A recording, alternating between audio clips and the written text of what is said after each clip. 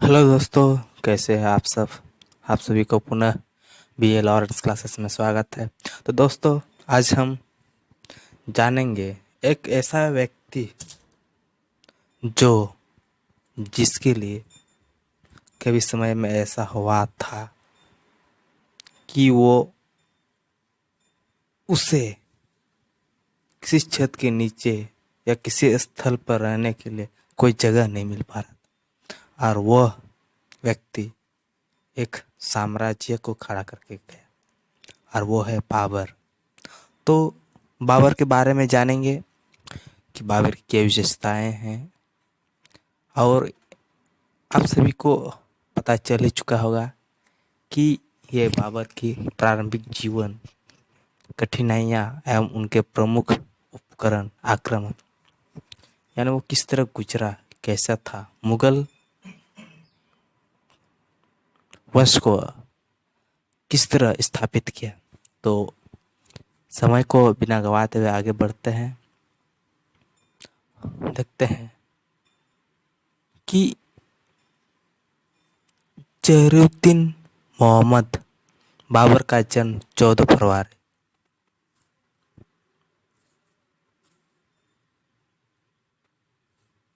मिट रहा है।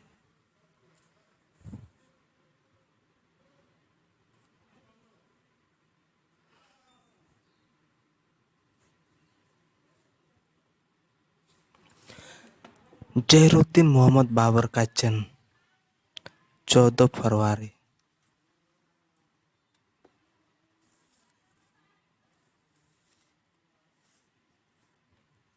14 फरवरी 1483 ईस्वी को फरगाना में हुआ था। और उसके पिता उमर शेख था, जो फरगाना के शासक थे, और तैमूर के 5वीं पीढ़ी थी। बाबर के माता का नाम कुतलुक खां था। ये वाला मिस्टेक है, कुतलुक निगार खानन था, जो मंगल शासक यूनुस खां की पुत्री थी, जो कि एक चंगेज खां, जिससे हर कोई जानते हैं। शायद ही उसके जैसा इस संसार में कोई क्रूर शासक ईस्वी सन में हुआ होगा। इस प्रकार बाबर दो वीर योद्धाओं चंगेज खां और तैमूर का वंशज था, यानी उसके धमनी में दो महान रक्त दौड़ रहा था, एक चंगेज खां का और दूसरा तैमूर का। तुर्की की चगताई शाखा के अंतर्गत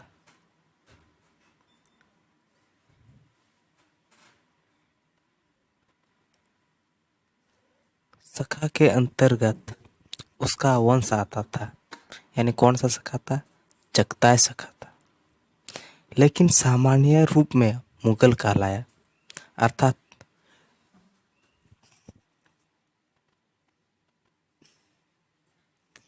कह सकते हो कि जो मुगल है वो दो वंशों का मिश्रण है।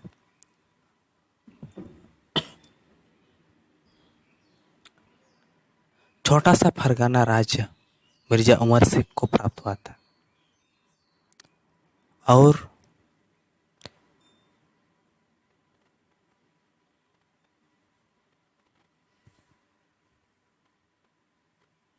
जिसकी जो शासक था, जिसकी से यानी किसकी यहाँ समरकंद का जिक्र किया गया है। इसका डिटेल भी दिखा देते हैं, देखिए। ये रहा,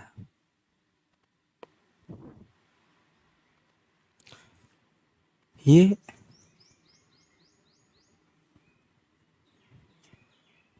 चौथी पीढ़ी यानी सुल्तान अबूशेद कौन थे?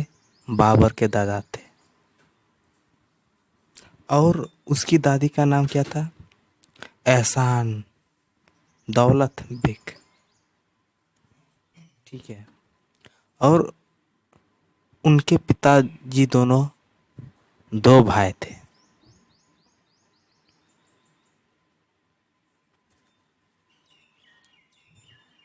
एक था अहमद मिर्जा और दूसरा उमर शेख।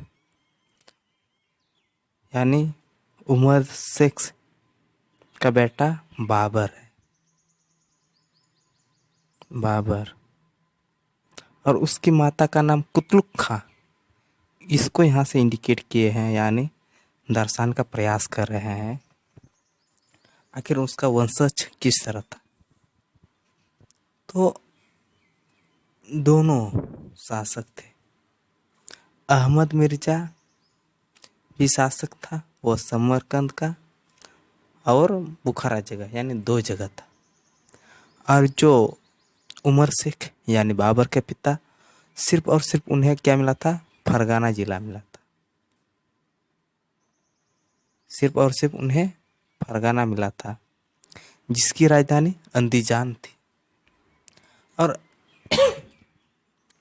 इतिहास में देखने को मिलता है कि बाबर की एक बहन थी, बहन या बहन, ठीक है। फिर देखने का प्रयास करते हैं इधर कि ये आपका चंगेज खां, चंगेज खां का 14वां पीढ़ी, यानी 14वां स्थान में यूनुस खां। यानी ये कौन है, ये बाबर के नाना जी हैं। कौन है, बाबर के नाना जी यूनुस खां। और इसका शासक किस तरह था, इसका साम्राज्य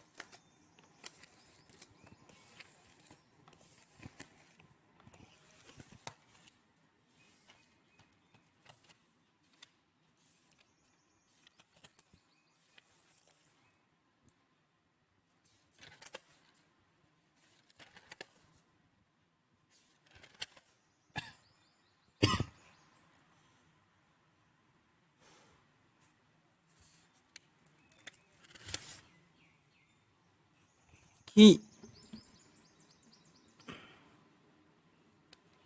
अच्छा दिखा देते हैं। यूनुस खां, यूनुस खां उसके नाना जी थे, जिसकी मृत्यु 1486 या 87, कोई सटीक नहीं मिलता है, इसलिए एक सामान्यता देख के चला जाता है। फिर उसके मामा जी अहमद खां, फिर महमूद खां, फिर कुतलुक खां कौन है, ये इसकी माता है। तो इसका साम्राज्य इस तरह था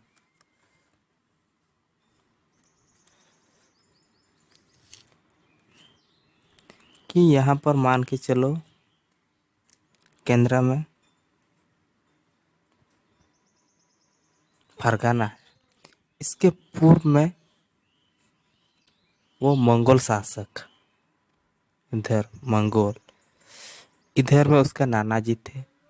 नाना जी की मृत्यु होने से पूर्व वो फरगाना को इधर सुरक्षित करते थे, यानी सहयोग करते थे। फिर उसके मामा अहमद खां, उसके बड़े मामा अहमद खां, जैसे ही उसकी मृत्यु हुई यूनुस खां की, तो अहमद खां उसके मामा वो भी फरगाना को मदद करते थे, यानी उमर शेख का साला। और जब 1494 ईस्वी में अहमद खां की मृत्यु हो जाती है, तो 1494 के बाद महमूद खां आते हैं और वो भी युद्ध करना चाहते हैं, यानी फरगाना को जीतना चाहते हैं, फरगाना को अपने अधीन में रखना चाहते हैं। तो आशा करते हैं आप सभी को यहाँ एक जो वंशावली है उससे आप सभी को समझ में आ गया होगा। तो ठीक है, यहाँ बढ़ते हैं। अब आसानी से समझ में आएगा।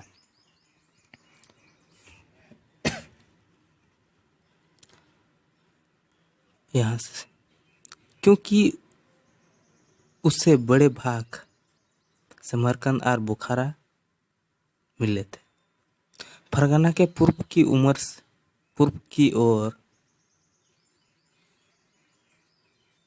फरगना के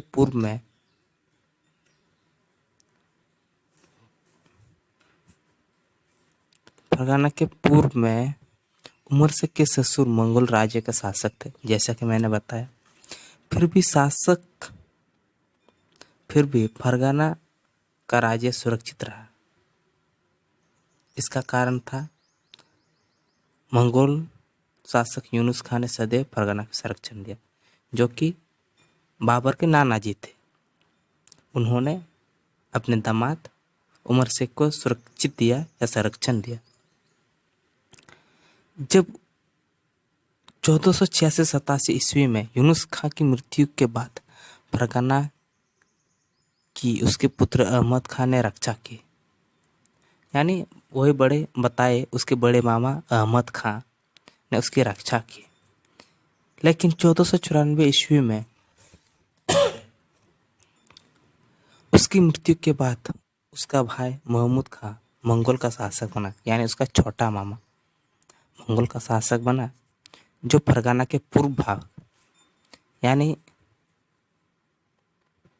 इधर के भाग और इधर मान के चलो मंगोल है, तो इसके पूर्व भाग को उसके छोटे मामा महमूद खान अपने राज्य में मिलाना चाहता था।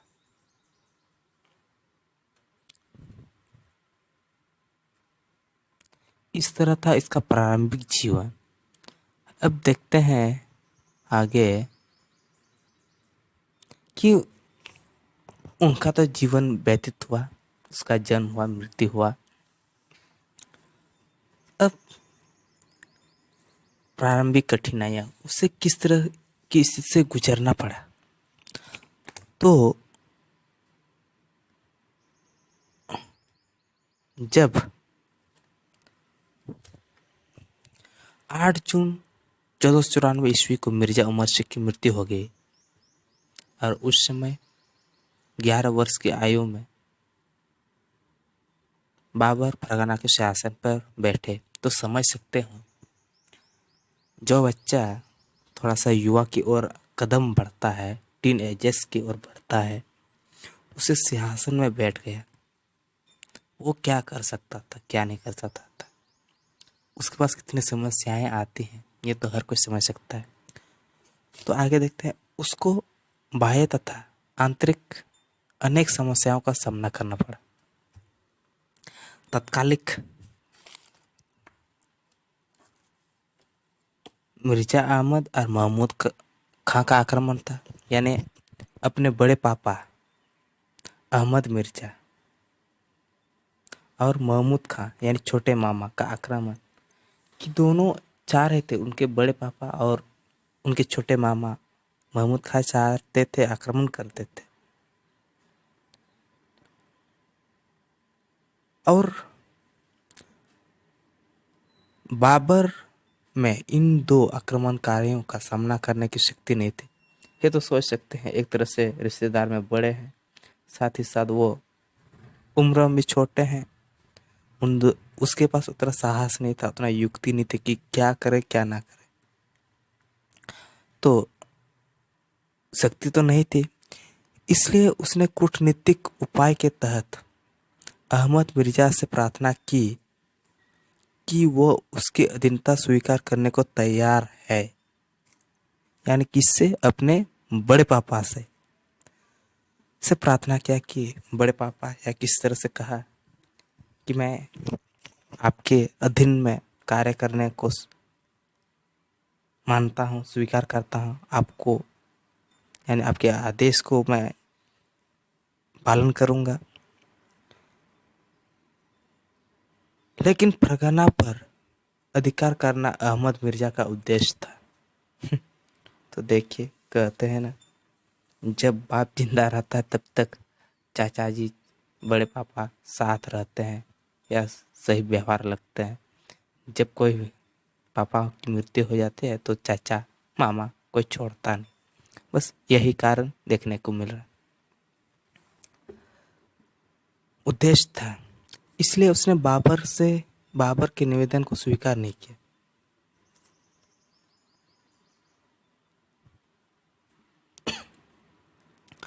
और आगे बढ़ना जारी रखा। बाबर ने दृढ़तापूर्वक सामना करने की तैयारी की थी। अतः अहमद मिर्जा इस स्थिति तथा अपनी अस्वस्थता के कारण वापस लौट गया। तो यहाँ कह रहा है, जब कोई विकल्प ही नहीं है बाबर के पास, तो क्यों ना सामना है कर लेते हैं। इसलिए वो दृढ़तापूर्वक सामना करने का तैयारी में लग गया, जुटाया था। लेकिन उसके बड़े पापा अहमद मिर्जा इस स्थिति तथा अपनी अस्वस्थता के कारण वापस लौट गए। उन्हें बुखार हुआ, उनका तबीयत बिगड़ गया और पुनः समरकंद की ओर लौटा। महमूद मिर्जा ने भी इस परिवर्तित स्थिति में वापस जाना श्रेयस्कर समझा और उसके छोटे मामा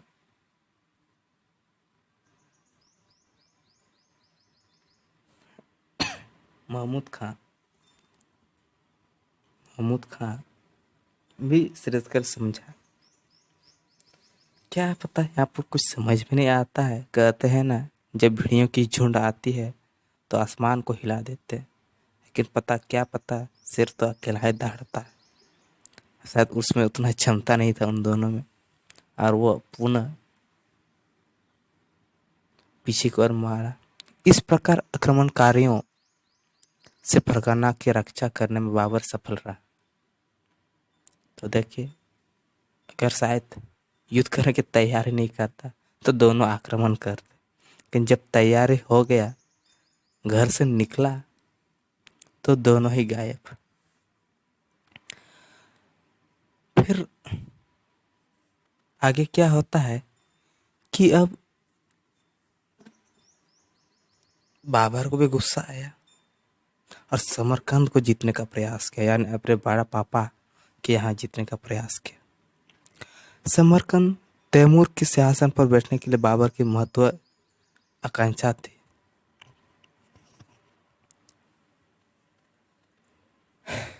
तो यहाँ कहता है, जब कोई यहाँ अपने घर द्वार में डिंगे हाँफ के चले जाता है तो गुस्सा आता है। यही गुस्सा बाबर में देखने को मिलता है। और वो अपने बड़े पापा समरकंद और बुखारा का जो सिंहासन था समरकंद में, वहाँ पर भी सोचा क्यों ना मैं ही चला जाऊँ, अपने बड़े पापा का जो उसके उद्दंडता है उसको चूर करके आऊँ, उसमें ही अपना अस्तित्व बसा लाऊं। और उसने, यानी किसने, बाबर ने 1496 ईस्वी में समरकंद को जीतने का प्रथम प्रयास किया और इस तरह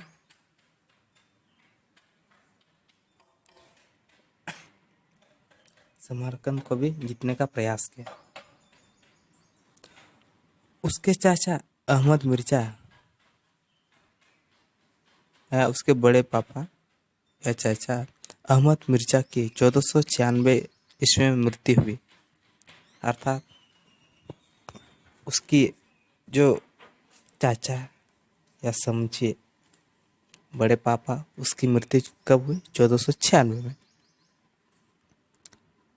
और उसके पुत्र के मध्य गृह युद्ध छिड़ गया, यानी हर कोई सिंहासन में बैठना चाहता, यही कारण है। और इसकी जानकारी हम देख चुके हैं, इस विषय में बहुत अच्छे से जान चुके हैं कि सम्राट अशोक मौर्य काल का सम्राट बिंदुसार का बेटा अपने 99 भाइयों को हत्या करके सिंहासन पर बैठा।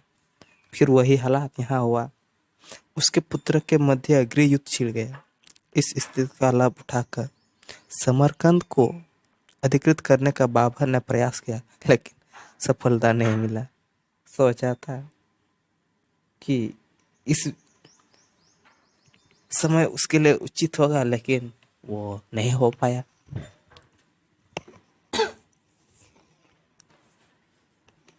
फिर उसका दूसरा प्रयत्न 1497, लेकिन उसका प्रयत्न सफल हुआ, परंतु सफलता अस्थायी सिद्ध हुआ, यानी सफल मिला हमें लेकिन हमेशा के लिए नहीं मिला। हाँ बस मिला, यूं ही मिला कुछ 100 दिनों के शासन के बाद, और सिर्फ 100 दिन शासन के बाद उसे समरकंद छोड़ना पड़ा। यानी उनके बेटे जो अपने बड़े पापा के बेटे कोई शासक बना, उनको खदेड़ा, फिर समरकंद पर विजय, यानी अब समरकंद को अपना अधिकार में लिया। 1501 ईस्वी में बाबर ने समरकंद पर अधिकार करने के लिए पूर्ण शक्ति का प्रयोग किया और उसे समरकंद पर दूसरी बार अधिकार करने में सफलता भी मिली। उन्होंने कब प्रयास किया था?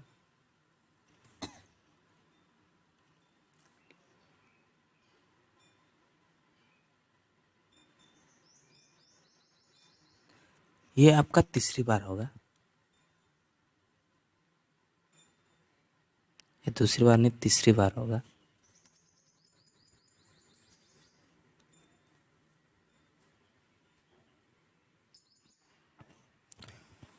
यानी कितनी बार क्या? ये आपका तीसरा बार है। इस समय शैबानी खां का समरकंद पर अधिकार था। यानी कहाँ का था? उज्बेक के शासक थे। कहाँ के शासक थे? उज्बेक के शासक। उज्बेक के शासक। तो ऐसा लगता है कि ये शायद कोई अन्य होंगे। उसके उज्बेक के शासक कौन थे? शैबानी खां, उसका अधिकार था। और सर ए पुल, तो यहाँ सवाल उठता है, यहीं पर देखिए, सर ए पुल के युद्ध में शैबानी खां ने उसे निर्णायक रूप से पराजित किया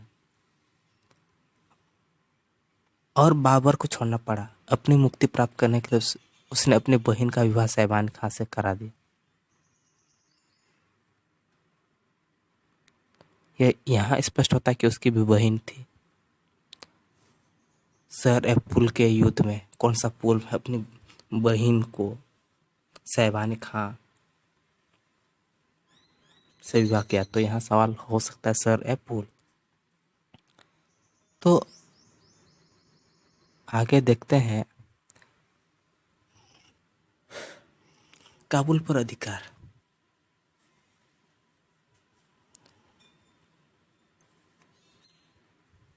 जो काबुल पर अधिकार है, उज्बेक सरदार शैबानी खां, यानी उज्बेक के सरदार था, सेनापति जैसा था।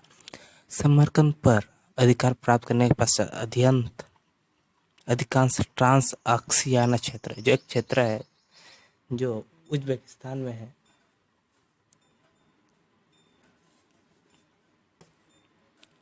वहां पर उन्होंने जब विजय पाया तो वो काफ़ी उत्सुक था, और यही कारण है अफगानिस्तान में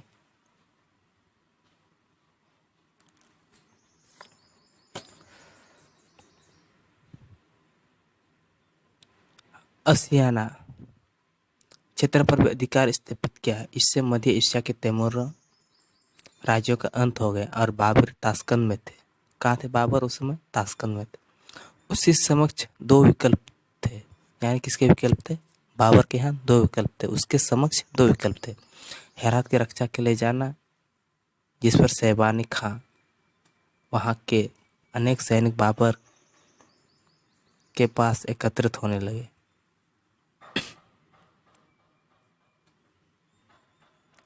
इनकी संख्या लगभग 4000 हो गई थी। इस समय आक्रमण कर दिया। दूसरा है काबुल पर आक्रमण करना, जहां तैमूर शासक अबू रजा की मुकीम आरगोज से निकाल दिया था। यह जानकर कि शैबानी सेना, उसकी सेना बहुत कम थी, तो उसने काबुल जाने का निर्णय किया, अपनी बुद्धिमत्ता का प्रयोग किया। 1504 ईस्वी में उसने काबुल को साहसपूर्वक विजय मिला। काबुल पर साहसपूर्वक विजय मिली। वह स्वयं काबुल के शासन में बैठा और अपने चचेरा भाई अब्दुर रज्जाक को एक जागीर दी, यानी अपने चचेरा, तो शायद उसके और भी हो सकते हैं। काबुल में शासन करते हुए बाबर के दिन सुखपूर्वक व्यतीत होने लगे और 1507 ईस्वी में बादशाह की उपाधि धारण की। कब किया? 1507 ईस्वी में।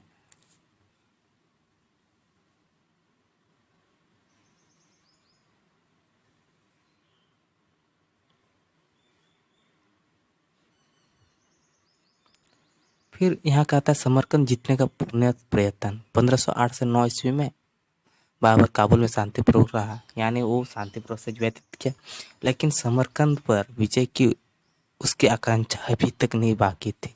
यानी अब तक वो चाहता था कि अपने जो बड़े पापा का जगह था, जो सिंहासन था, उस पर भी अभी भी विजय करे, लालसा थी, आकांक्षा भी थी। 1510 ईस्वी में ट्रांसअक्सियाना में एक महत्वपूर्ण परिवर्तन होने से बाबर को समरकंद प्राप्त होने की इच्छा पुनः प्रबल हो उठी। कुछ परिवर्तन हुआ होगा। 1510 ईस्वी में उज्बेक के शासक शहबानी खां और ईरान के सफी शासक शाह इस्माइल में मर्व नामक स्थान पर एक भीषण युद्ध हुआ, जिसमें शहबानी का पराजित हुआ और मारा गया। तो देखिए, अब बाबर के यहाँ ऑप्शन ही ऑप्शन, विकल्प ही विकल्प आ रहा है कि इस्माइल खान से पराजित हुआ शहबानी खां, जिससे 1501 में बाबर शहबानी खां उज्बेक के शासक सरदार से हार का सामना कर रहा था, वो हार चुके हैं। बाबर उत्साहित हुआ और शाह इस्माइल की सहायता से लेकर फिर समरकंद जीतने का प्रयास किया। बाबर ने इस परिवर्तित स्थिति में तीसरी बार समरकंद को जीता, यानी यहाँ तीसरी बार जीता। 1501 ईस्वी में प्रयास किया था तीसरी बार, लेकिन यहाँ जीत रहा है चौथी प्रयास में तीसरी बार जीत रहा है। 1511 ईस्वी में उसके सिंहासन पर बैठा, लेकिन उसकी सफलता इस बार भी अस्थायी सिद्ध हुई।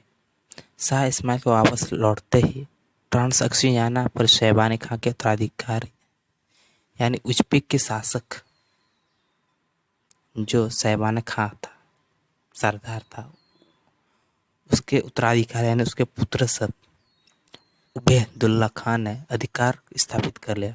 उसने बाबर को कुल ए मलिक नामक स्थान पर परास्त किया। और कहाँ परास्त किया? कुल ए मलिक, यानी शहबानी खान ने वो पुल के यहाँ परास्त किया था, पराजित किया था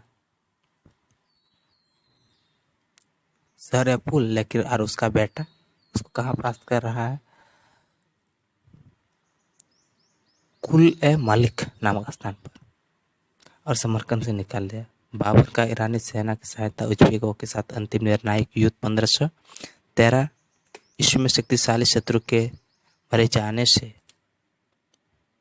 जाने में गजतवान में हुआ, जिसमें पराजित और निराशा होकर बाबर वापस लौट गया, काबुल वापस लौट गया। तो यहाँ देखते हैं कि वो जो जगह था कहाँ था।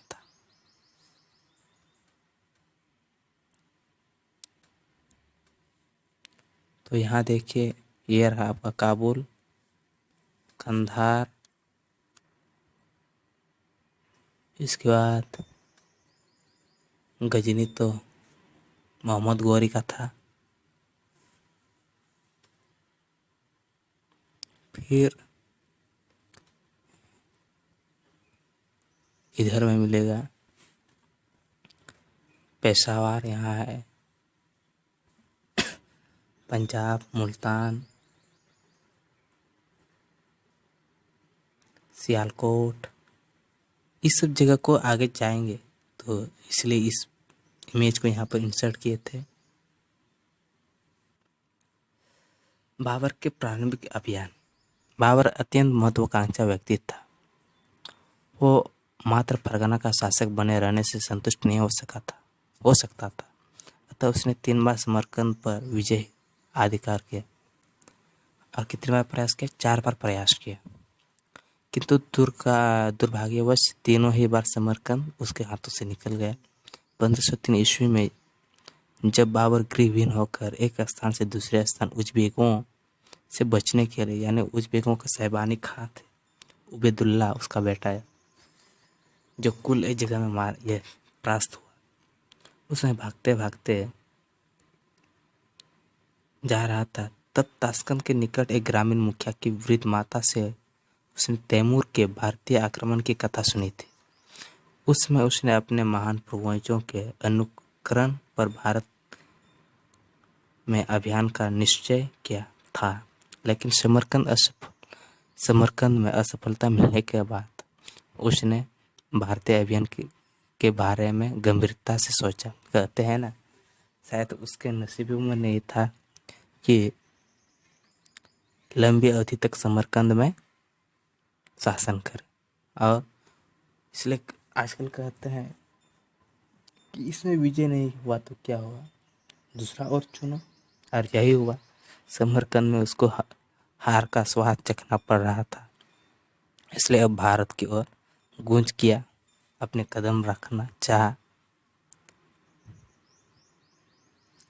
काबुल विजय के पश्चात रसद प्राप्त करने के लिए उसने भारत की ओर 2 बार आने का प्रयत्न किया था। यानी कितने बार? यानी 2 बार।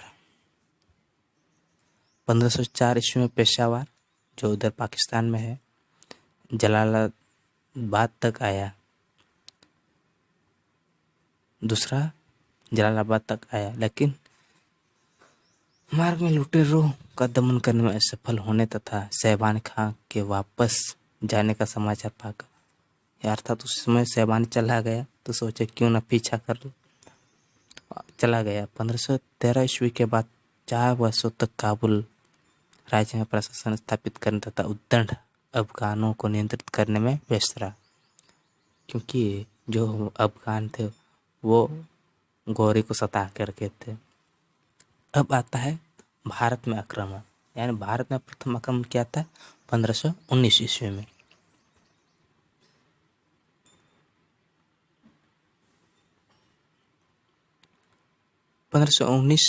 में बाबर का भारत पर पहला आक्रमण हुआ। उसने यूसुफ जाही जाति का दमन कर उससे राजस्व देने पर विवश किया, यानी कर देने को विवश किया। इसके बाद उसने बाजौर पर आक्रमण कर दुर्ग को घेर लिया। इस भीषण संघर्ष में नवीन तोपखाने के कारण उसे सफलता नहीं मिली। बाबर की संपूर्ण जनता का उसे नरसंहार किया, यानी बाजौर है उसमें कोई मोह माया, यानी सम्राट अशोक का कलिंग युद्ध का रूप दे दिया। इसके उपरांत उसने झेलम नदी के तट पर स्थित भैरा पर आक्रमण किया, फिर आगे बढ़ा और भैरा नामक स्थान पर आक्रमण किया। भैरा के निवासी ने बिना प्रतिरोध के उसके सामने आत्मसमर्पण किया, यानी अपने बुद्धि का प्रयोग किया। यहाँ उसने संयम से काम लिया। कहते हैं ना, यदि किसी को सम्मान दोगे तो आपका भी सम्मान किया जाएगा, यदि आप किसी को भड़काओगे नहीं तो वो आपसे भड़केंगे नहीं। और यही कारण है यहाँ अभी देखने को मिल रहा है कि यहाँ उसने संयम से काम लिया और अपने सैनिकों को लूटमार तथा हत्या न करने का आज्ञा दी। इसके बाद उसने इब्राहिम लोदी के पास मुल्ला मुर्शिद को राजदूत के रूप में भेजकर मांग की कि प्राचीन समय में जो प्रदेश तुर्की द्वारा अधिकृत थे वे अब मुझे सौंप दिए जाए, लेकिन पंजाब में लोधी सूबेदार दौलत खां लोधी ने उसे लाहौर में रोक रखा, उसे दिल्ली आने नहीं दिया।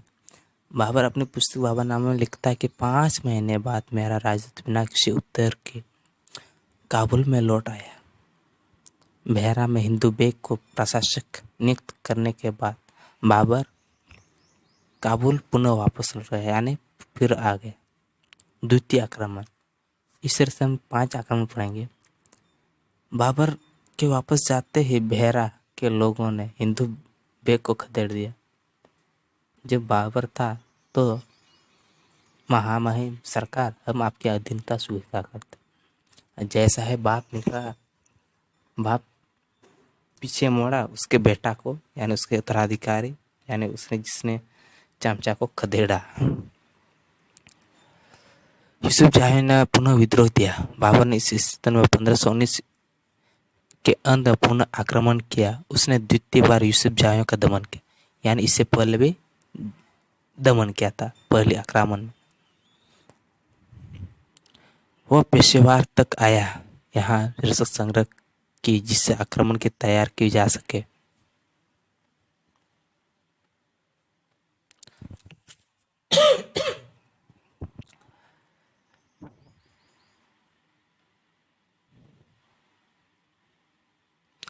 इसी समय सुल्तान सैयद खान के बदखों की ओर से बढ़ने की सूचना मिलने पर बाबर ने बदखां शाह की रक्षा करने के लिए काबुल लौटना पड़ा। उसके अधिक में मध्य एशिया का केवल बदखां ही क्षेत्र था, यानी सिर्फ, और कौन सा क्षेत्र था? बकत खां नहीं आ रहा था। बदख्शों को काबुल की रक्षा करने के लिए सुरक्षित रखना आवश्यक था। अब तीसरा आक्रमण। बाबर ने तीसरे भारतीय आक्रमण 1520 ईस्वी में किया। वह बाजर होता हुआ विद्रोहियों का दंड देता बेहरा आया। बेहरा को पुनः अधिकृत करने के पश्चात वो सियालकोट के मार्ग में उद्दंड अफगानों का दमन कर सैयदपुर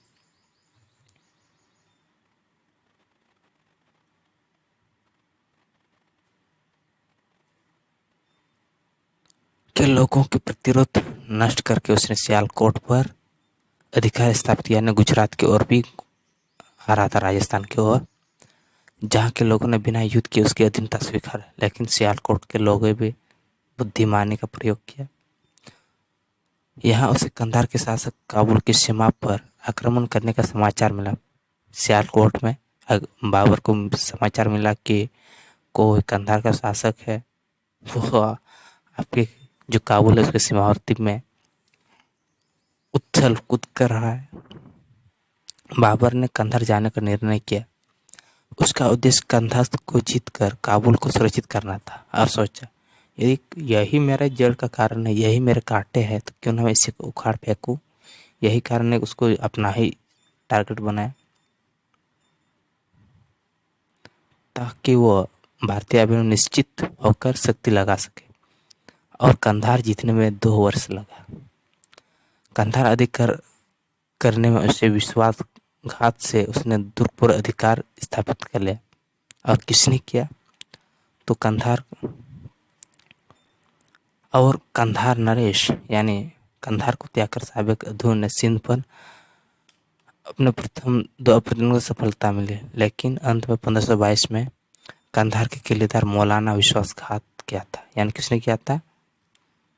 मौलाना ने विश्वासघात किया।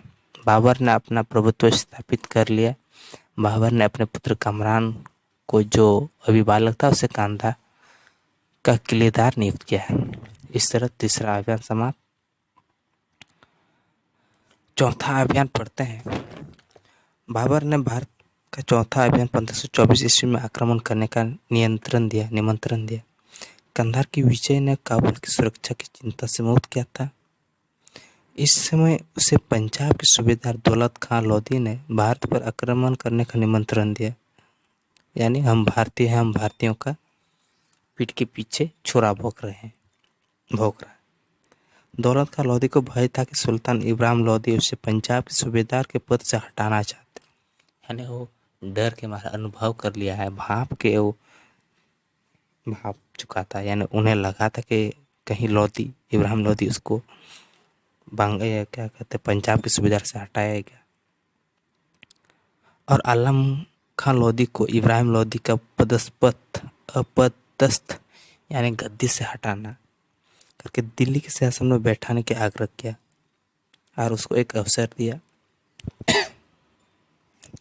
उसने आश्वासन दिया कि वे उसके आदेश को मानेंगे और उसके अधीनता में रहेंगे।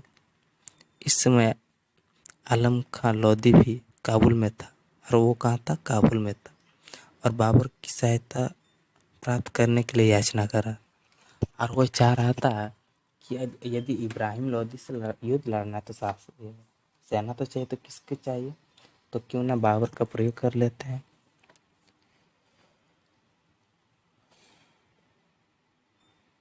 बाबर ने आलम खां लोधी का निमंत्रण स्वीकार कर लिया। और किसका?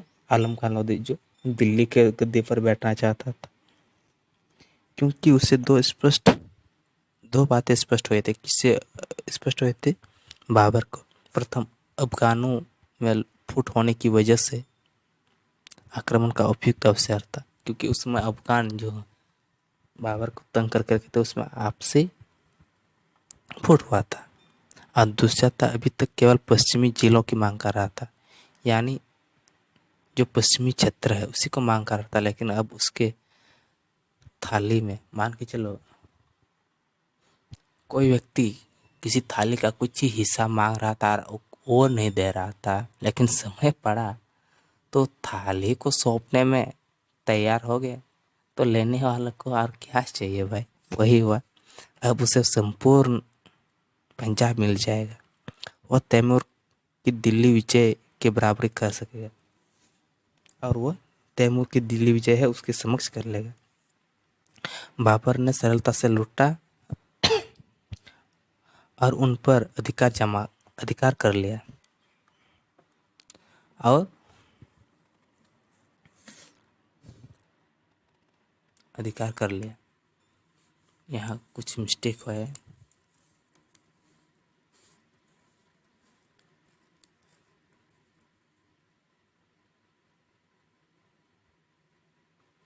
अब दीवालपुर, जो कजाकिस्तान में, और दौलत खां यानी पंजाब के सूबेदार, और बाबर मिला, यानी दोनों का भेंट हुई। बाबर ने उसे जालंधर और सुल्तानपुर प्रदान किए, यानी 2 जगह, जालंधर और सुल्तानपुर। इससे बड़ी खुश दौलत खां, इससे अत्यधिक निराशा, खुश हुआ नहीं, लेकिन वो निराशा हो गई, क्योंकि वो संपूर्ण पंजाब को चाहता था। तो इस तरह से यहाँ होता है कि दौलत खां है वो पंजाब को चाहता था, और आलम खां दिल्ली को चाहता था।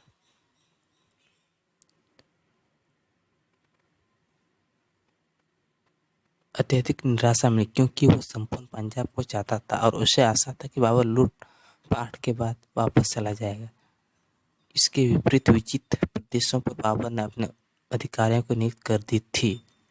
बाबर के विरुद्ध विश्वासघात करके उसने बदला लेना चाहा। और देखो, अरे भाई, अगर उसको जगह दिए हो तो वो उछल कुछ तो करेगा ही। अब दौलत खां भी बाबर के खिलाफ विश्वासघात करना शुरू कर दिया, लेकिन बाबर ने उसे बंदी बना लिया और काबुल जाते समय मार्ग में मुक्त कर दिया। बाबर के लौटने के कई कारण थे। अफगान अमीरों ने उसे सहायता नहीं दी थी। उसके अपने अमीर लंबी और कठोर लड़ाइयाँ के लिए तैयार नहीं थे। ये महत्वपूर्ण है। सुल्तान इब्राहिम लोदी इतना दुर्बल नहीं था जितना उससे कहा गया था कि उज़्बेकों के आक्रमण भगत शाह पर हो रहे थे, यानी उज़्बेक का जो आक्रमण था बदस्पार पर हो रहा है। अब अंतिम आक्रमण, यानी पानीपत से पहले आक्रमण, पंचम आक्रमण। काबुल वापस लौटते समय बाबर ने आलम खां को दिवालपुर प्रदान किया, यानी उसके अधिकार में दे दिया। आलम खां दिल्ली का सिंहासन प्राप्त करना चाहता था, अतः उसे बाबर से प्रस्ताव किया कि अगर वह उसकी सहायता करे तो सुल्तान बनने के बाद औपचारिक रूप से लाहौर बाबर को दे दे। तो देखो किस तरह कर रहा है कूटनीति राजनीति। बाबर ने वापस जाते समय लाहौर में अपने अधिकारियों को आलम खां कि दिल्ली आक्रमण में सहायता करने का आदेश दिया, लेकिन आलम खान ने उतावलेपन से कार्य किया, यानी जल्दबाज में किया। उसने लाहौर की मुगल सेना, यानी जो लाहौर में जो मुगल सेना थी, उसको बिना लिए ही दौलत खां के उकसाने पर आक्रमण कर दिया और वो परास्त हुआ, यानी विनाश का विपरीत। दिसंबर 2525 ईस्वी में बाबर विशाल सेना के साथ हिंदुस्तान के लिए रवाना हुआ। अब देखिए हिंदुस्तान। बस खां से हुमायूं अपनी सेना के साथ उससे मिला, उसके लाहौर की सेना भी होगी उसके साथ, अलग कहाँ की सेना, लाहौर की। इस प्रकार 12,000 सैनिक उसके अपने में हो गए।